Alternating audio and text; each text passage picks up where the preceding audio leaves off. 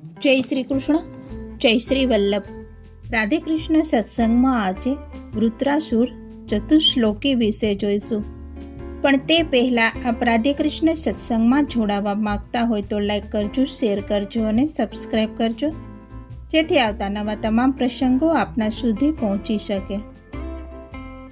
ચતુશ્લોકી ભાગવત દ્વારા ભગવાનનું સર્વશ્રેષ્ઠ સમજાતા ભક્તિનું બીજ હૃદયમાં રોપાય છે.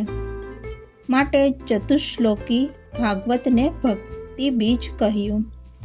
શ્રીમદ ભાગવતના 6ઠ્ઠા સ્કંધના 11મા અધ્યાયમાં વૃત્રાસુર ચતુશ્લોકી છે. દેવોના ગુરુ બૃહસ્પતિ હતા. એક દિવસ તેઓ દેવોની સભામાં પધાર્યા. દેવરાજ ઇન્દ્રએ સત્તા અને સંપત્તિના અહંકારમાં પોતાના ગુરુનું ઊભા થઈ સન્માન ન કર્યું. બૃહસ્પતિ અપમાનિત થઈ ગુરુપદ ત્યજીને ચાલ્યા ગયા. ગુરુની કૃપા અને માર્ગદર્શનના અભાવે દેવો દાનવો સામે હારવા લાગ્યા. ઇન્દ્રને પોતાની ભૂલ સમજાઈ. તે બ્રહ્માજીની આજ્ઞાથી વિશ્વરૂપ પાસે જાય છે. વિશ્વરૂપે દેવોનું ગુરુપદ સ્વીકાર્યું. કશ્યપ મુનિને તેમના પત્ની અદિતિથી ત્વષ્ટા નામના પુત્ર હતા. ત્વષ્ટા અસુર કન્યા રચનાને પરણેલા. વિશ્વરૂપ ત્વષ્ટાના પુત્ર હતા. મહાવિદ્વાન, ઘણી સિદ્ધિઓ પામેલા. વિશ્વરૂપે પોતાની વૈષ્ણવી વિદ્યા દ્વારા દાનવોએ જીતેલી દેવોની સંપત્તિ અને સત્તા ઇન્દ્રને પાછા મેળવી આપ્યા. વિશ્વરૂપ દેવોના ગુરુપદને પામ્યા છતાં તેમની પ્રકૃતિમાં માનવભાવ, દેવભાવ અને દાનવભાવ રહેલા હતા. મનુષ્ય દેહે તેઓ પૃથ્વીમાં પાકતા અન્નનું ભોજન કરતા, તેથી તેમનામાં માનવ ભાવ હતો. દેવોના ગુરુ બની તેમને દેવોને જીતાડ્યા. બદલામાં ઇન્દ્રે તેમને સ્વર્ગનો ભોગ આપ્યો, તેથી તેમનામાં દેવભાવ પ્રગટ થયો. તેમની માતા અસુર કન્યા હતી. માતાના સ્નેહને વશ થઈ તેમણે દેવોથી ગુપ્ત રીતે અસુરોને પરોક્ષમાં યજ્ઞ ભાગ આપવા માંડ્યો. તેથી તેમનામાં દાનવ ભાવ જાગ્યો. વિશ્વરૂપે દેવરાજ ઇન્દ્રને રક્ષાર્થે નારાયણ કવચ ભગવદ ઈચ્છા વિરુદ્ધ આપવાનો અપરાધ કરેલો.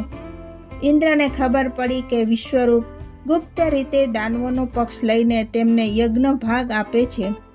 ત્યારે ક્રોધિત ઇન્દ્રે વિશ્વરૂપનો વધ કર્યો. ભગવદ ઈચ્છાના અનાદરના અપરાધનો જ આ દંડ હતો. વિશ્વરૂપ મરાતા દાનવો ફરી પ્રબળ બન્યા. દેવો પરાસ્ત થયા. બીજી બાજુ વિશ્વરૂપના પિતા ત્વષ્ટાએ પોતાના પુત્રના વધનો બદલો લેવા યજ્ઞ આરંભ્યો. તે યજ્ઞ દ્વારા ત્વષ્ટા એવા રાક્ષસનું નિર્માણ કરવા ચાહતા હતા કે જે વિશ્વરૂપનો વધ કરનાર ઇન્દ્રને મારે. વેરની આગમાં સળગતા ત્વષ્ટતાથી મંત્રોચ્ચારમાં જરાક ભૂલ થઈ ગઈ.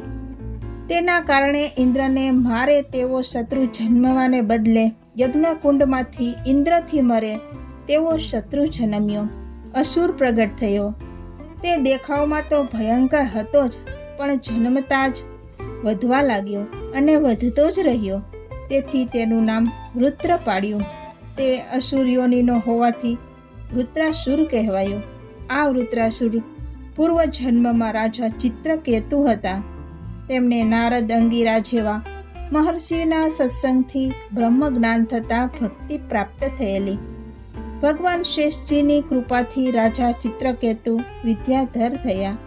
લાખો વર્ષ સુખ ભોગવ્યું, તેથી થોડું અભિમાન થયેલું.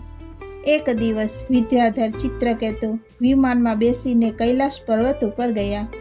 ત્યાં તેમણે મહાદેવજીની ગોદમાં પાર્વતીજીને બેઠેલા જોયા. તેણે શંકર પાર્વતીના સ્વરૂપને જાણ્યા વિના કેવળ અહંકારથી તેમની નિંદા કરી.